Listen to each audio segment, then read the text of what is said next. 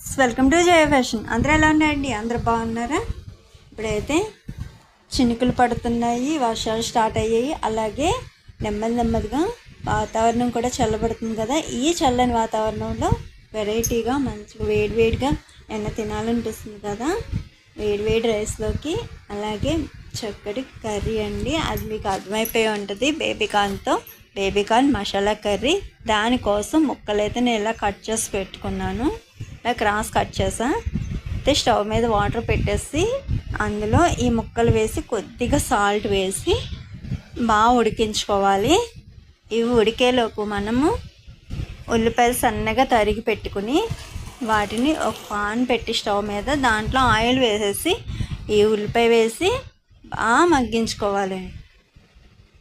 ఇది బాగా మగ్గిన తర్వాత దీన్ని తీసి పక్కన పెట్టుకుని చల్లారి పెట్టుకోవాలండి.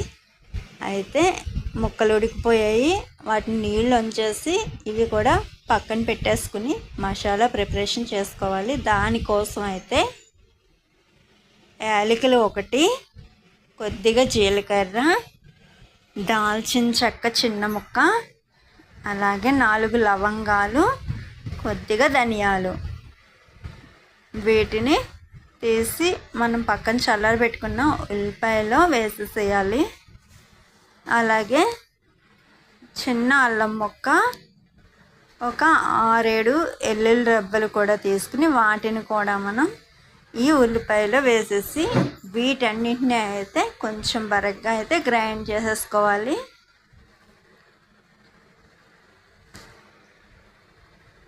ఇందులో వాటర్ పోయక్కర్లేదు.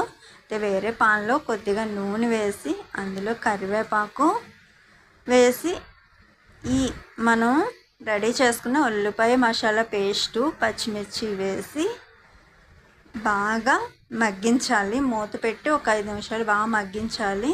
మధ్యలో కలుపుకుంటా అది నూనె పైకి తేలుతూ ఉండాలి.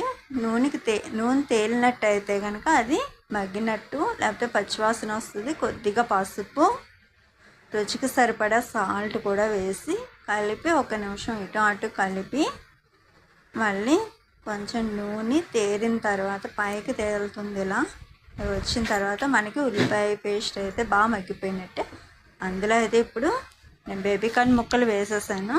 వేసి అవి కూడా బాగా కలిపేసి ఒక 5 నిమిషాలు మూత పెట్టి బాగా మగ్గించుకోవాలి.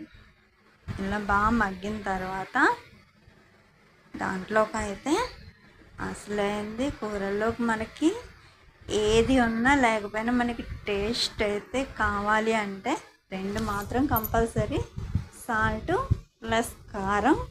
అయితే సాల్ట్ అయితే వేస్తా కదా ఉల్లిపాయతో.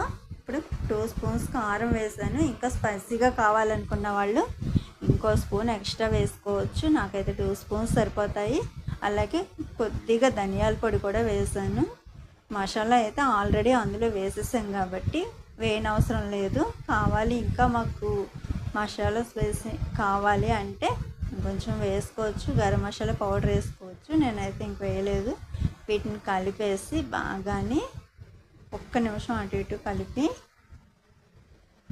తర్వాత గసగసాలు అయితే నానబెట్టిన గసగసాలు కొద్దిగా పేస్ట్ చేశాను. ఆ పేస్ట్లో కొద్దిగా వాటర్ వేసి అది కూడా అందులో వేసేయాలి. మీకు కావాలంటే కొద్దిగా జీడిపప్పు పేస్ట్ కూడా వేసుకోవచ్చు. నేను వేయలేదు, గసగసాల పేస్టే వేసాను. వేసిన తర్వాత ఒకసారి అటు ఇటు కలిపాక దానికి కొద్దిగా వాటర్ వేసుకుని బాగా కలిపేసి మూత పెట్టి గ్రేవీ అంతా చిక్కుబడే వరకు ఉడికించాలి. మధ్యలో మాత్రం తీసి కలుపుకోవడం మాత్రం మర్చిపోకండి, అడుగంటుతుంది. ఎలా కలుపుతూ ఉండి మధ్యలో మూత పెట్టి ఒక 5-10 నిమిషాలు అయితే మనకి తొందరగా ఉడికిపోతుంది. పేస్టే కాబట్టి అది కూడా కర్రీ కూడా గ్రేవీ కూడా నూనె పైకి తేరుతుందనగా మంచి వాసన అయితే వస్తుంది.